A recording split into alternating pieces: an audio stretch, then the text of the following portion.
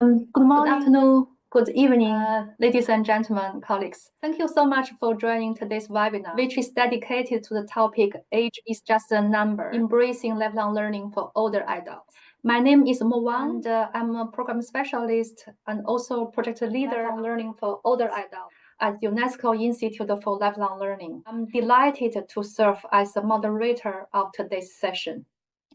Today's event is the second of six webinars which we will host this year within the UNESCO Global Network of Learning Cities. Throughout the year, we will be exploring a broad of topics focused on fostering learning opportunity people of all ages at the local level. Each session will address different themes, highlight the needs of diverse learners group. The topic we are addressing today, lifelong learning for older adults, is particularly timely and important. At the UL, we are currently implementing 3 international research projects related to this theme: upskilling and reskilling for older adults, intergenerational learning, and digital learning for older adults. The outcomes of these projects will be published later this year as 3 thematic reports. As part of this work, we will also host a related webinar on the 9th of May, Lifelong Learning for Older Adults, Bridging the Great Digital Divide. We warmly invite you to join us for that session as well. Come back to today, we are turning our focus to city-level policies and strategies, exploring how cities embracing lifelong learning for older adults in practical and inclusive ways. Cities are where policies meet people. They are positioned to understand local needs, coordinate stakeholders, and deliver concrete support that makes lifelong learning accessible and meaningful in older adults' daily lives. Let me first give you a quick overview of today's agenda. First, we will hear from Mr. Tiago Eric Giza, Technical Officer, World Health Organization, Global Network for Age-Friendly Cities and Communities. We will then have presentations from 2 learning cities, Nilambur, India, and Belfast, United Kingdom of Great Britain and Northern Ireland. Following these interventions, we will proceed to an open discussion with questions from all the participants. We have quite a packed agenda, therefore I would like to remind all speakers to strictly stick to the time as much as you can. Lastly, a few key technical details to keep you informed. First, the event is being recorded and will later be available on the URL website. Please use the chat box for any comments you may have. Please use the Q&A box for any questions you have for the speakers. We will definitely do our best to respond to as many of your questions as possible. Very luckily, we have interpretations in many languages, in Arabic, French, Spanish, Korean, and Chinese. And I would like to take this chance to thank all of our partners who are supporting us with language interpretation. Korean interpretation is kindly provided by the Learning City of Goyang in the Republic of Korea. Chinese interpretation is provided by the Shanghai Support Institute for Lifelong Education, SMILE, in the People's Republic of China. For Arabic, interpretation is provided by the Regional Center of Quality and Excellence in RCQE, under the auspices of UNESCO, located in Jubail, Kingdom of Saudi Arabia. Thank you very much to our partners for making this webinar more accessible through your support. Okay, without any further ado, let me invite Mr. Tiago Eric Giza. He will provide expert input to this webinar, drawing on his experience leading the WHO Global Network for Age-Friendly Cities and Communities. So, Tiago, the floor is yours. Thank you. Thank you so much, Mo, and thank you very much, colleagues, for your kind invitation. It's a pleasure to be with you all today and to already see how much these 2 networks have in both the network for learning cities as well as WHO Global Network for Age-Friendly Cities and Communities. I would like to touch a bit on the background as to why we should be investing on healthy aging, the role of the WHO Global Network, and then, of course, how it relates to today's topic, which is really lifelong learning, ensuring people continue to grow and learn as they age. To start with, I would just like to highlight something that is not news to anyone in this room. We are living longer lives. This is perhaps the single most remarkable achievement of humankind, and that is true across the globe. Now, the not so positive news is that despite the fact that we are living longer lives, we are not necessarily living healthier lives. And what you see in these graphs there on the two lines on top are the life expectancy for women and men at birth and at age 60. The two lines at the bottom of these two graphs are the years lived in good health. As you can see, we're not being able to bridge this gap between the lives, the years lived and the years lived in good health. So that is to say that we managed to add years to life. Now it is time to add life to years. And that's precisely what the UN Decade of Healthy Aging is pushing for, this concerted global effort to try and improve the lives of people and make sure that we all age well across the globe. Now, age-friendly environments is one of the action areas of the decade, and ensuring that communities foster the abilities of older people, including, of course, the ability to continue learning, is a very important aspect of that global agenda. Now, by environments here, it's important for us to understand that we're not just talking about the built environment, and otherwise there would be little to say when it comes to lifelong learning, but we're really talking about every single factor in the external that forms the context of an individual's life. So that, of course, is related to the built environment, but also the social environment living. Now, the people that we have around us, their attitudes, their values, the systems and the services that these systems provide, including, of course, the educational system and many others. So it's a very comprehensive look into the environment. And we know that intervening in the environments will really help us make sure that we live and age well. An age-friendly environment is then one that enables to age well in a place that is right for them, to continue to develop personally. That is particularly important for today's conversation. There are very limited learning options if we're not included in society. To contribute to our communities, to enjoy independence and good health. So back in 2007, WHO has actually consulted with older people from all around the world. We derived a seminal guide on what age-friendly cities would be, how to get to age-friendly environments towards that approach. And we've seen over the years that developing age-friendly cities is indeed a proven way to create age-friendly environments. We heard from this global consultation is that there are at least 8 domains where we should intervene, including for lifelong learning. And that ranges from housing, social participation, respect and social inclusion, civic participation and employment, and many others. But very important in the framework is the meaningful engagement of older people. And this is for us, perhaps the single most important opportunity that the network provides for lifelong, which is really through the age-friendly praxis that one has in developing this age-friendly journey local level. Because people in age-friendly communities are not just beneficiaries of what we do communities, but they are really directly engaged in the decision-making, leading or co-implementing activities, and they're involved in participatory research and learning opportunities. So for us, there's really a unique value in that practices for lifelong learning process. Here you just see in front of you an example of an exchange meeting led by older people between different age-friendly communities in the countryside of Spain. Now, since 2010, we have launched the WHO Network for Age-Friendly Cities and Communities, which now over 1,700 members in more than 60 countries. Very pleased to see that many of our cities actually overlap, and all of those cities are committed to become more age-friendly.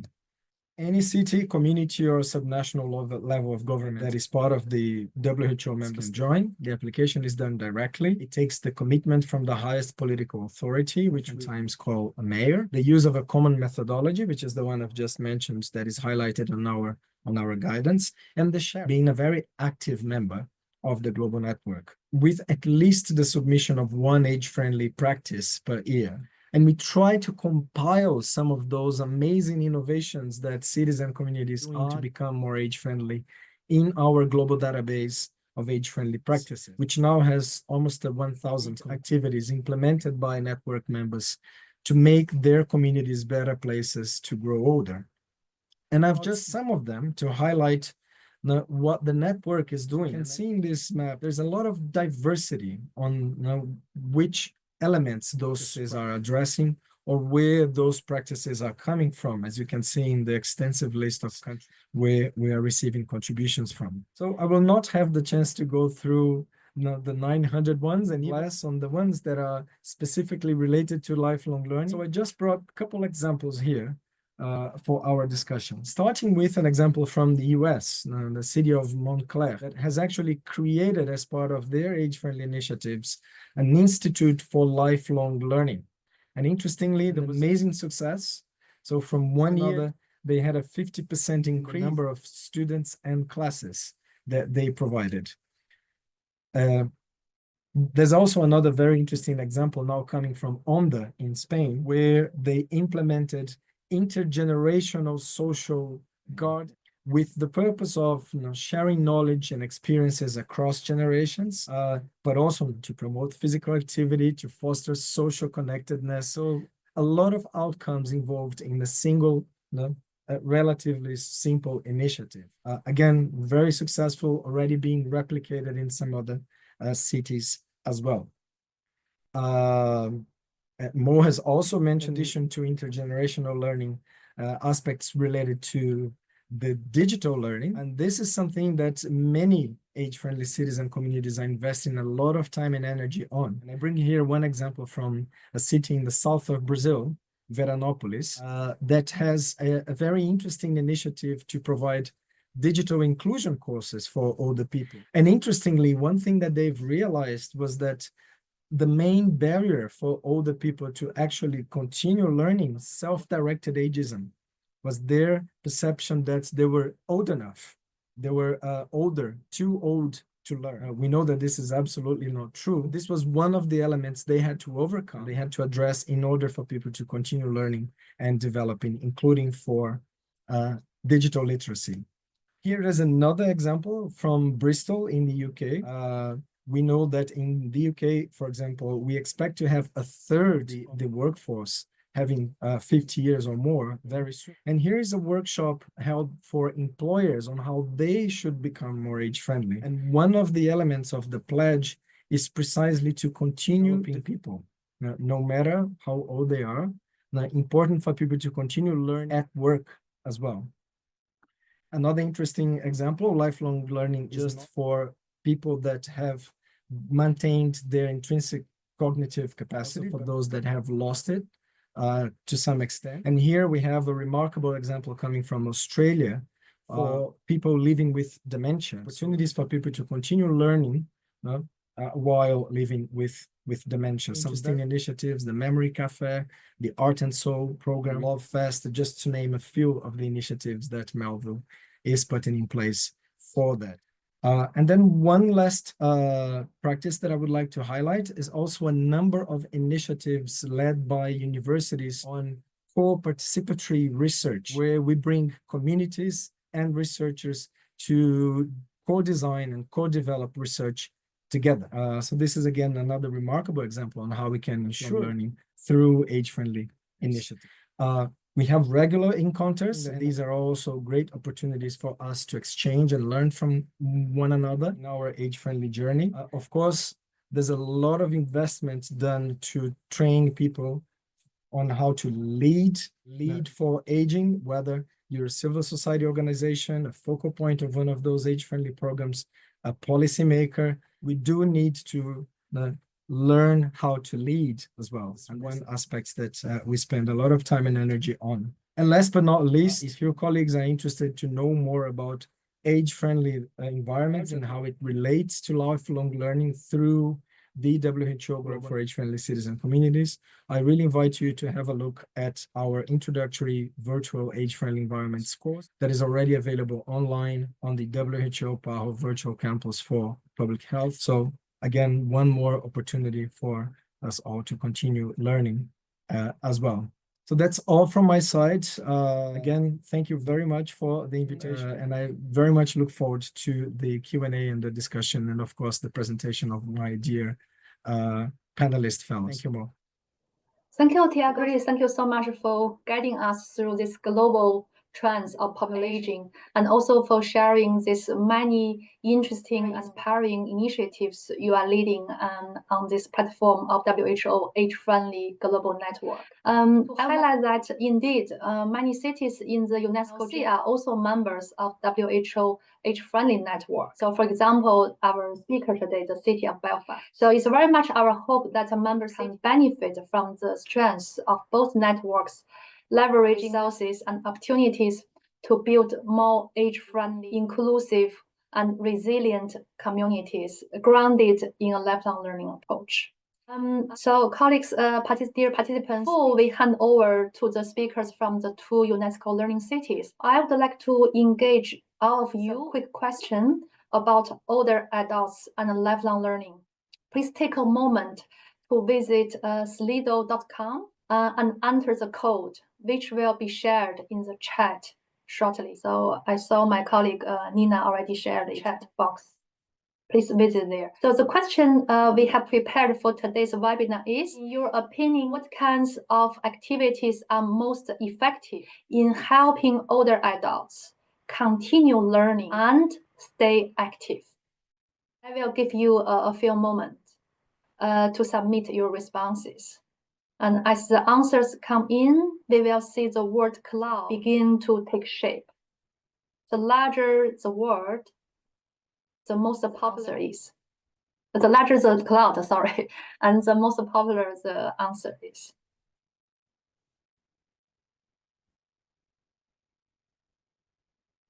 So we have now health literacy, art, intergenerational activities. So the question I can repeat. In your opinion, what kinds of activities are most effective in helping older adults continue learning and stay active? Regular meeting we have.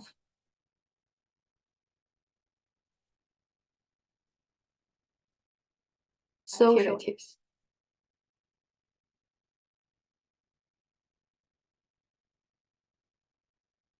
Oh, now we have so many coming in. Schools, dance.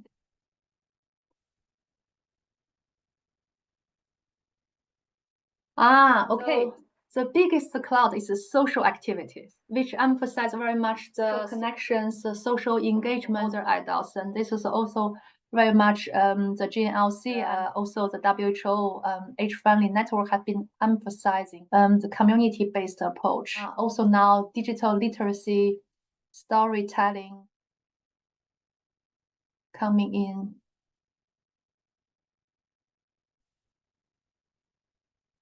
Okay, I guess the final winner, the cloud, is social activities. Thank you so much. I think we cannot echo you more. We can continue our presentations, listen to the other two cities. Also, maybe they can reflection on the importance of social engagement, social activities for older adults for their lifelong learning. Now let's give the floor to Mr. Amar Koya, Program Officer in the Learning City project of Nilambur, India, and Director of Jan Shikshan, Zanzan Malapuram. He will share how his city is embracing lifelong learning for older adults. The floor is yours. Thank you. Thank you, ma'am, giving for this fantastic opportunity to me for sharing this idea of Nilampur. Good evening in here, the good evening time, and somebody is a good morning and good afternoon to all the participants attending this webinar. For Nilambur city, I would like to invite all of you to to watch my idea what we are doing in our city as part of the age is just a number, embracing lifelong learning for older adults.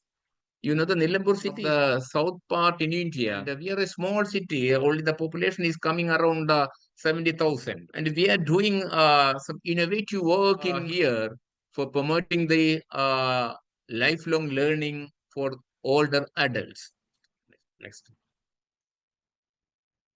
Uh, we have an approach. This is our approach. Identify the old age population in the city. And, we are identified about 9,000 number. We are considered as the adult. The old is considered age of the 55. And conducted detailed data collection, including socio-economic, financial health, source of income, time spending, mental and psychological health. Everything we covered in the survey. And we formed the self-help groups. Self-help, then members of the old are coming into a common place, and they are sitting together and making a committee, and their plannings, and they're engaging some kinds of activities.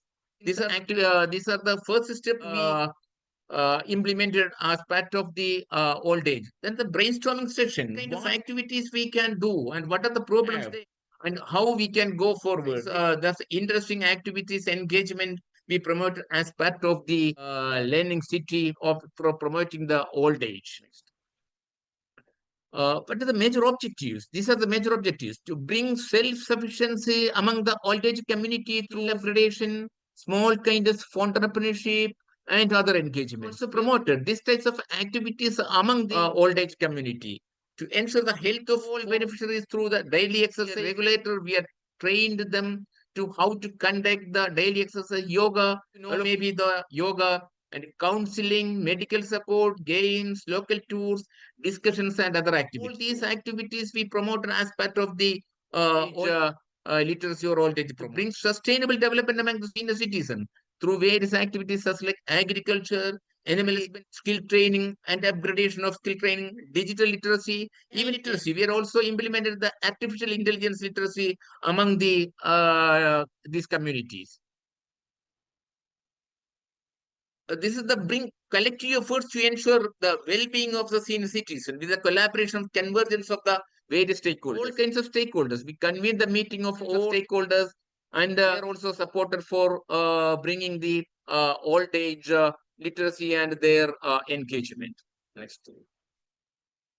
The major activities. I have put some pictures to understand what are the activities. These are the training upgradation program. The senior citizens, they are coming for this training. Shows us pottery making, pottery. There are some kinds of beautiful pottery making and pottery painting, all kinds of activities as part of the training program. All these people, they attended some training programs.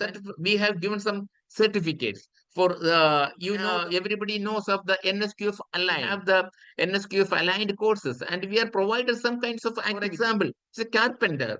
There he has no certificate, he has no approval, he has no recognition. He's the person, but we are giving the training program, conduct an assessment, and we are provided the certificate to them. That certificate, the older citizens, older people, they have got a recognition from the society because they have the good certificates with the government logos and with the approval of the government. Next. Skill training. Some women participants also. We are conducting the training program for the women participants. About the 60% of the participants are women. They're very actively participating all the program. Okay. The happiness campaign. Another campaign we are conducting the happiness happy for all household, all senior citizen, and they are coming in a common place and we are local tours, and we are conducting local. We are gathering in local local parks, and they are dance, and they are making some kinds of singing, all kinds of activities they are doing as part of the promotion of the senior citizens. Okay. Cinema.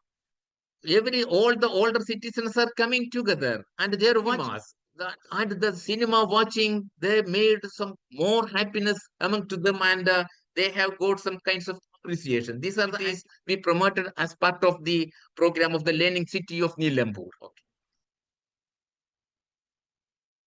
And we are also created a secure environment to them. Mobile medical units. We have created the mobile medical units, 3 medical units. 3 months, the medical units are going to visiting their and they are taking all kinds of checkups, and we are providing the results, some kinds of medicinal supports. All these things be provided to the older citizens. Special training in stress management and yoga therapy. In India, yoga is very famous. Everybody is very much interested. There, the mental satisfaction they are getting, physical satisfaction they are getting. So small kinds of exercise, it is possible through the yoga therapy. Laughing therapy also. Everybody is sitting together and they are making laughing, and laughing therapy planning as part of this program. Month checkup campaign. There are some problems. We are identified there are some problems in their teeth, and we are created teeth checkup campaign in every month. It is also helped them to make more happiness. They are laughing with they are smiling with their new teeth. And we are also provided some teeth also to them. And they are smiling after getting the teeth, and it is also more encouraging and more satisfaction to these beneficiaries. The women empowerment is another program already mentioned about. There are 100 women participants in various types of soft skill, entrepreneurship promotion, vegetable cultivation, and economic empowerment programs. All these programs conducted as part of the Learning City program of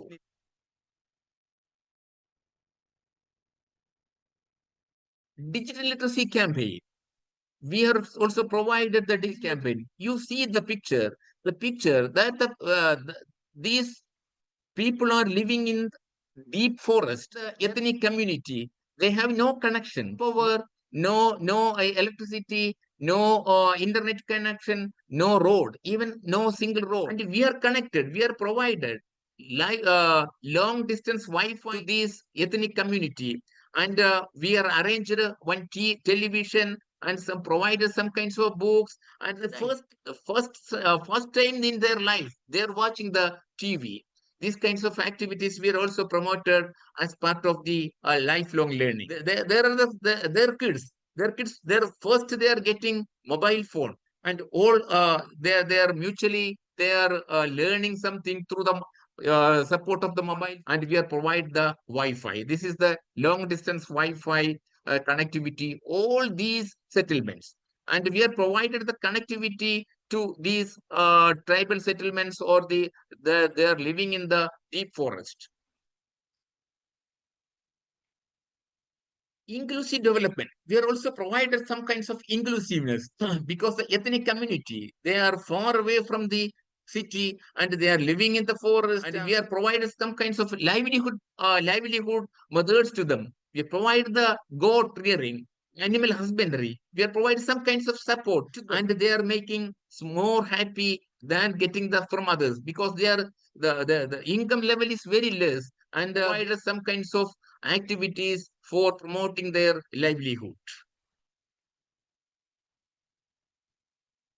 Yes. This is the natural resource development. We are also provided, we also promoted some kinds of the natural resource development, agriculture, afforestation, and some kinds of land use development, and also provided some kinds of the beekeeping training and beekeeping support to the community. They are living in the forest. Health promotional activities also. Every month we are conducting the health checkup, regular health checkup to the senior citizens, and we are giving some kinds of medicines. Doctors are advising them. Doctors are giving some kinds of support. For in the tribal settlements, also provided the telemedicine facilities also. Telemedicine, the doctors are supporting from here, the hospitals, and they are giving some kinds of volunteers. We are promoted through the volunteers. They are getting the support, the medical support to all these communities. Lifelong libraries and skill development centers is also opened as part of the learning city. There are some kinds of libraries, small libraries. Open the small libraries, and we are the skill development centers, and it is also helped them to become more happy, and their living condition is gradually their living condition is developed. Recognition of learners. We are also invited all the senior citizens, and we are giving some kinds of small kinds of gifts to them in their festival, and they are become more happy. These kinds of they are giving certificates, some kinds of trophies, some kinds of gifts. All the senior citizens are gathering together yearly, and we are promoting them. And at that time, we are providing also the medical support and their problems and the counseling support. Everything we are providing part of the Learning City program of Nilambu. The women empowerment. There are some example of the women empowerment program. Provided the some kinds of support through the local self-government, provided the sewing machines, and they have started earnings, small kinds of earning as part of the program. Sports and regular morning walk.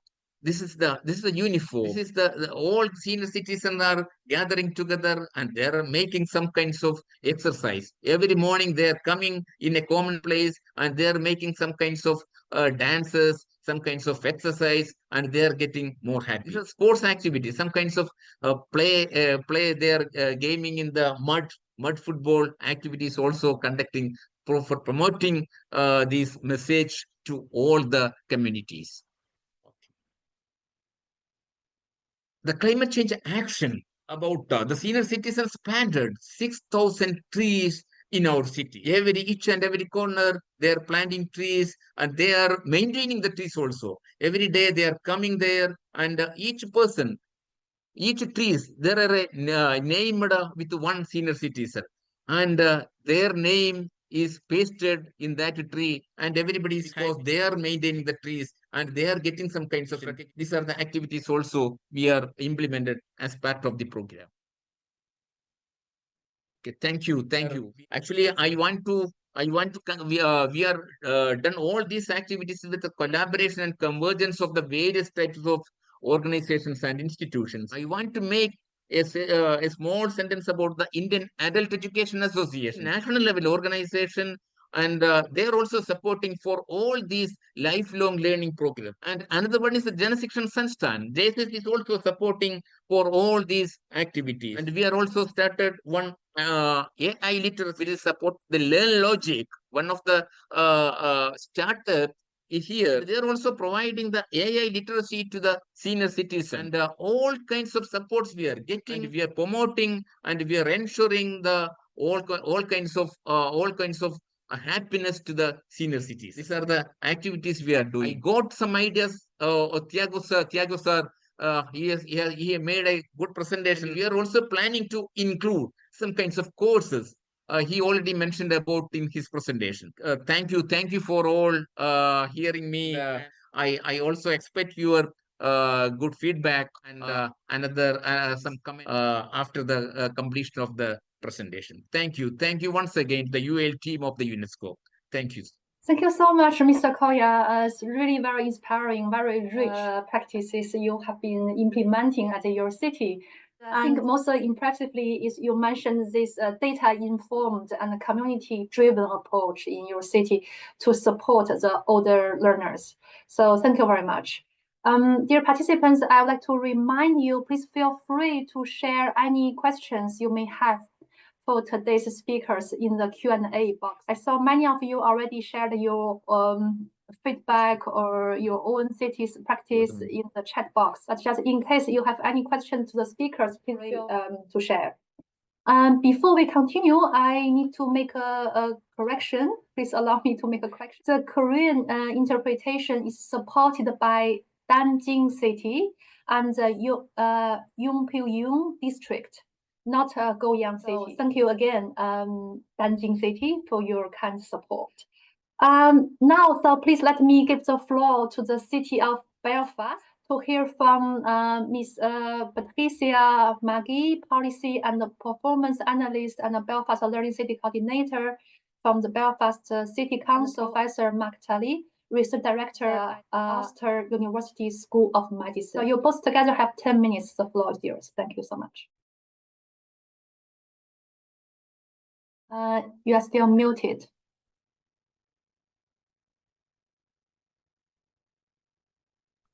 Can you hear me now? Yes, perfect. Thank you, Mo. Hello, everyone. I'm absolutely delighted to join you from Belfast, Ireland. I'm Patricia, Policy and Performance Analyst at Belfast City, and also taking the reins for as Learning City Coordinator. And my colleague, Professor Mark Tully, Research Director at School of Medicine at Ulster, is also going to be presenting the latter half of the presentation. So just a bit of context and a bit of background. Has joined the global network of Learning Cities in 2018, and we were honoured to receive the Learning City Award in 2021. So part of an all-island Irish network of learning since 2019, joined counties across Ireland, Dublin, Limerick, Cork, Derry, Strabane, and most recently Waterford. And we've also just started to join an UK network of learning cities. And the purpose of these networks is to express practice, ideas, and learning from one another. So I'm delighted to be here to present and share how Belfast is engaging older in meaningful, creative, and lifelong learning across multiple settings in our city. So just a bit of background, like many cities around the Belfast, population is ageing, and to adapt our services and structures to the health and well-being of our older people, as well as being recognised as a UNESCO city. I think Tago had mentioned before, yourself, Mo, Belfast also joined the World Health Organization's Global of Age-Friendly Cities in 2012.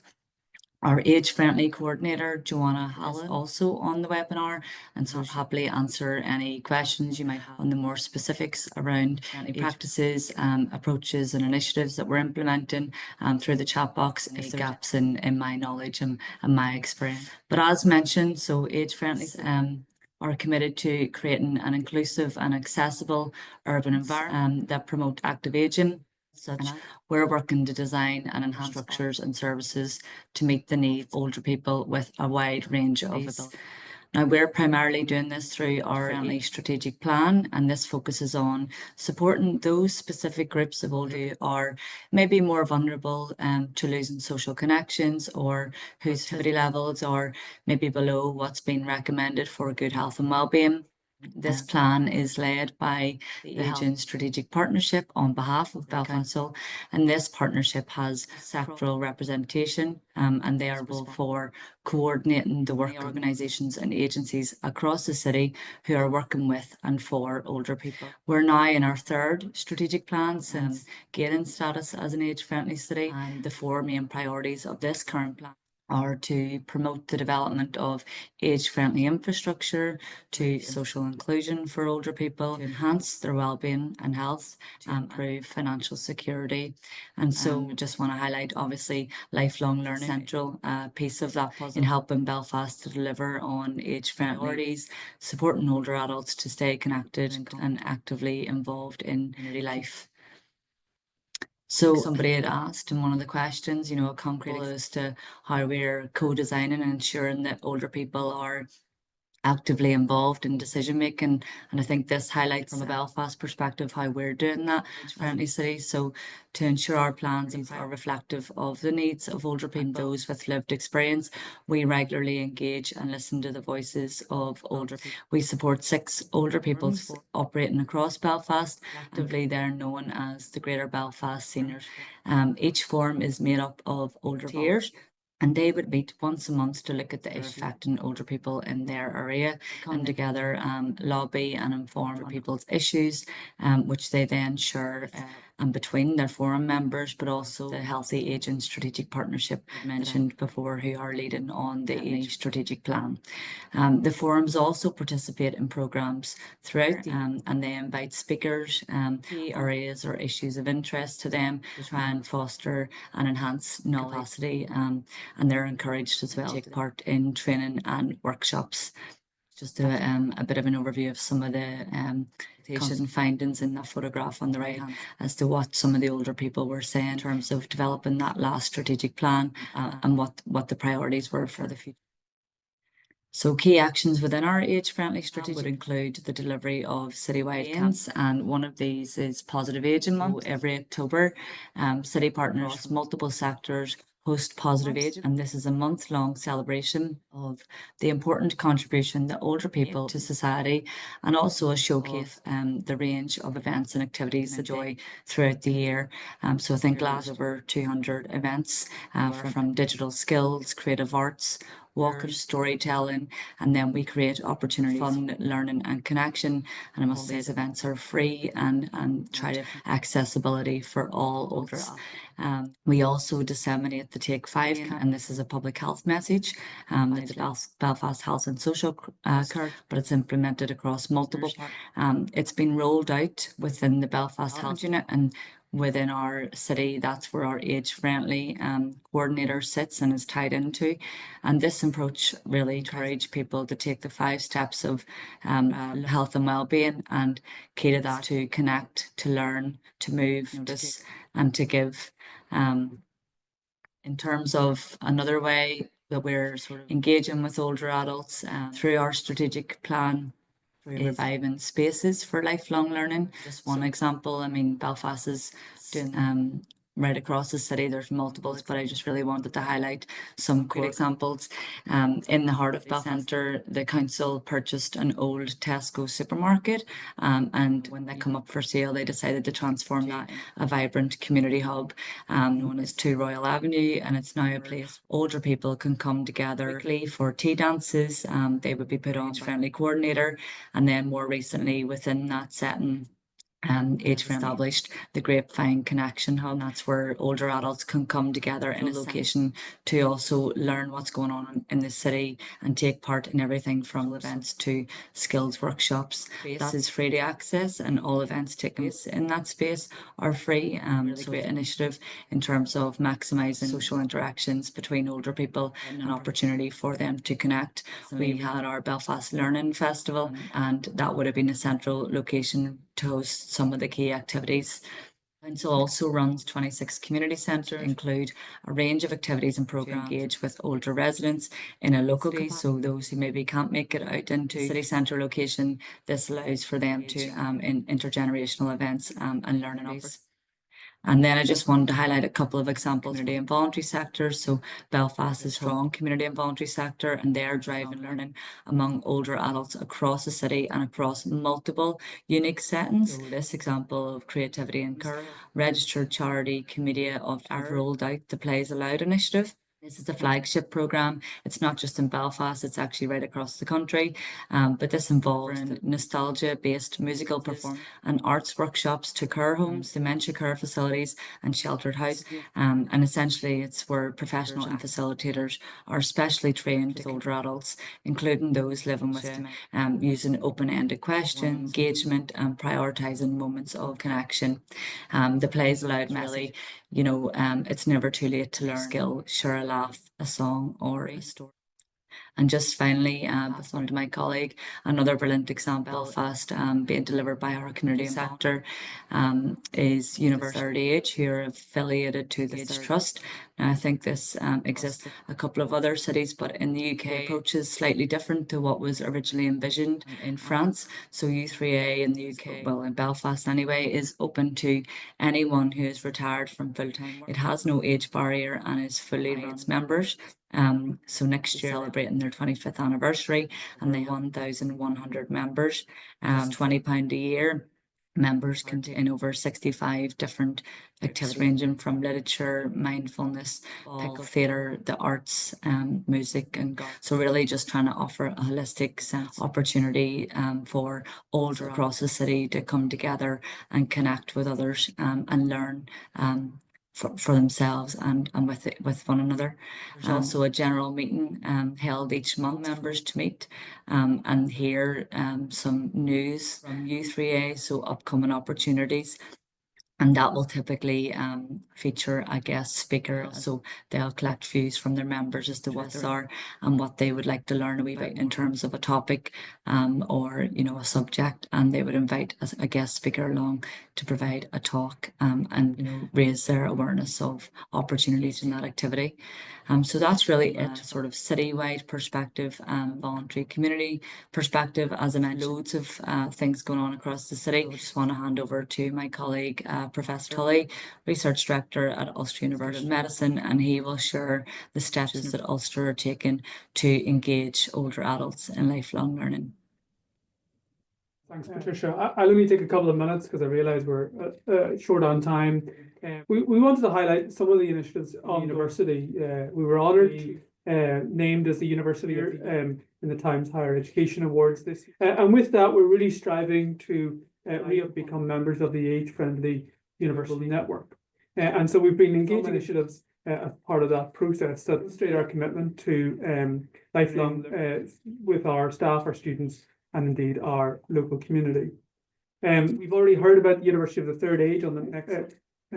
You've already heard about the University of the Third Age, and of Ulster partner with those in research activities, in social activities, and importantly in some of our learning activities. And so the university have opened a brand new campus within Belfast City Centre. We've got 3 other campuses across Northern Ireland. A unique space to allow an interaction with our local community. Staff wellbeing is central to what we do as a university.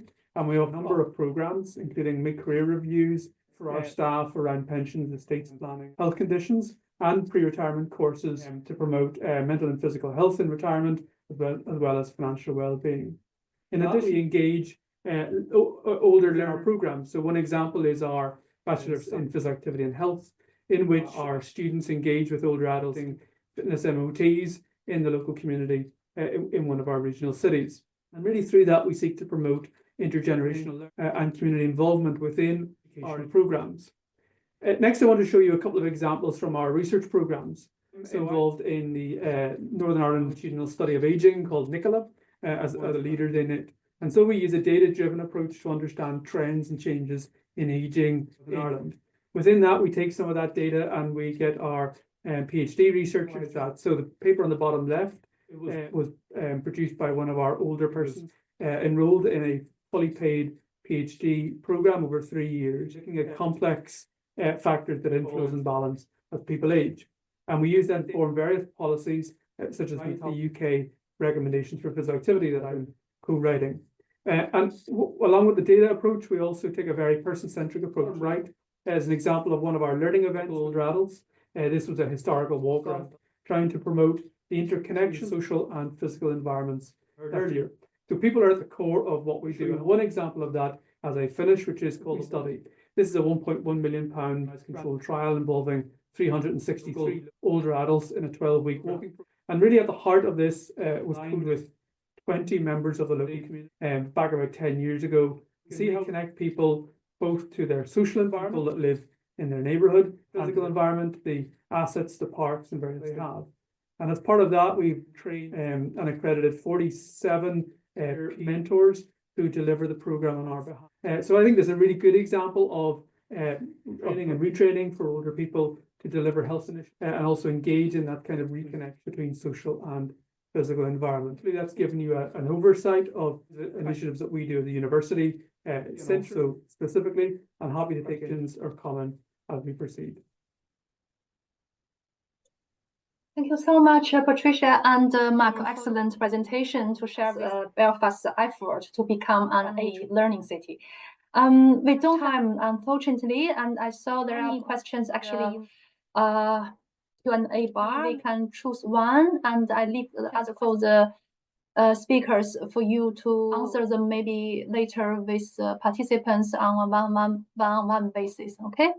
So let's maybe this one. This one from Aditi. The question is how capture and ensure the effectiveness and of such activities? What is the scope of scaling such intergenerational activities at a larger level? I would give each of the speakers 1 minute, please. Close sharply at 2. So I give the floor first to Tiago. Yeah, can I? Thank you. Maybe you can comment on the effectiveness of intergenerational learning and promote it to scaling up this kind of activities. Of course, very quickly on that. For us, I think it's really important to have shape with academic institutions and research centers. We just have a great example on a manifest presentation from Belfast. For generational activities, it's one of the evidence-based actions to ageism we have just developed a guide plan for intergenerational interventions. It can also get really wrong if not planned properly. I invite you to have a look at that. In 30 seconds, just addressing Joseok's question, in terms of examples where adults are meaningfully engaged in decision making. Well, every well-functioning age-friendly has that embedded in their program. Again, you saw example from Belfast, Limerick, Manchester, many others from around the world are actually doing nicely. And in terms of co-designing learning programs, I would just like to highlight from Korea, actually. We recently, Jongno Welfare Center, older people were actually leading activities on lifelong learning for bridging the digital divide, or bringing back traditional knowledge on how to prepare and sell Korean jams, for instance. So there's a lot to look at. I invite you to get in touch if you would like to. Thank you. Thank you so much, Tiago. So now I give floor to Mr. The floor is yours to answer. Yeah. Actually, we are also conducting interim study with the support of the some institutions, and we are taking the feedback and impact of the program. Each program we are developed one key performance indicators for each program, each and every program. There are some key performance indicators, and we are evaluating with the support of the social engineers and making the impact study, and we are making some kinds of correction, some kinds of addition and deletion in each and every steps of the program. That kinds of activities we are making. Man. Thank you so much. Thank you very much. I give the floor finally to Belfast. I'll maybe chip in if that's okay.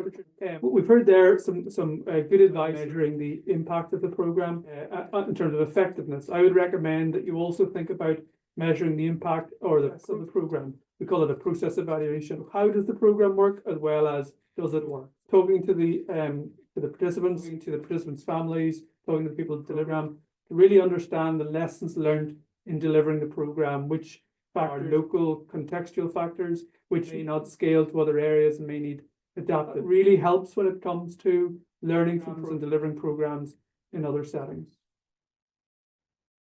Thank you very much, Mr. Tallis, for the swift answer, also very powerful. I want to thank everyone for your great contribution for today's webinar. I found interventions and experience very enriching, and other cities can take away good inspiration from the work of the speaker.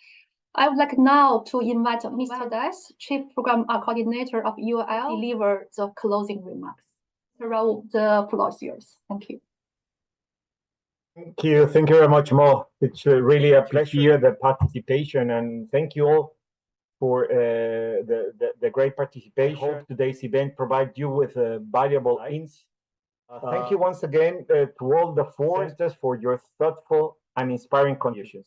The presentations highlighted several key messages, most notably the importance of a needs-based and learning-centered approach, but also strong engagement and the role of local leadership in driving inclusive and age-friendly learning initiatives. Putting together these examples remind us the power of collaboration, but also innovation in building lifelong ecosystems that truly support their adults. I would also thank all UIL colleagues involved in the preparation of this very inspiring webinar and in facilitating the session. I'm looking forward to coming webinars. You can find out full and more information about each on the UL website. I would also like to remind you that as a general city, you can express your interest in presenting in one of our booths this year via the online being shared by our team in the chat. Our next webinar will take place in 2 months on the Wednesday, 18th of June, at the same time as today. This event is titled Upskilling, Cultivating Future Skills in Learning, and registration is already open. You all a very nice day or evening ahead. Thank you all very much. Thank you all. Bye-bye. Thank you.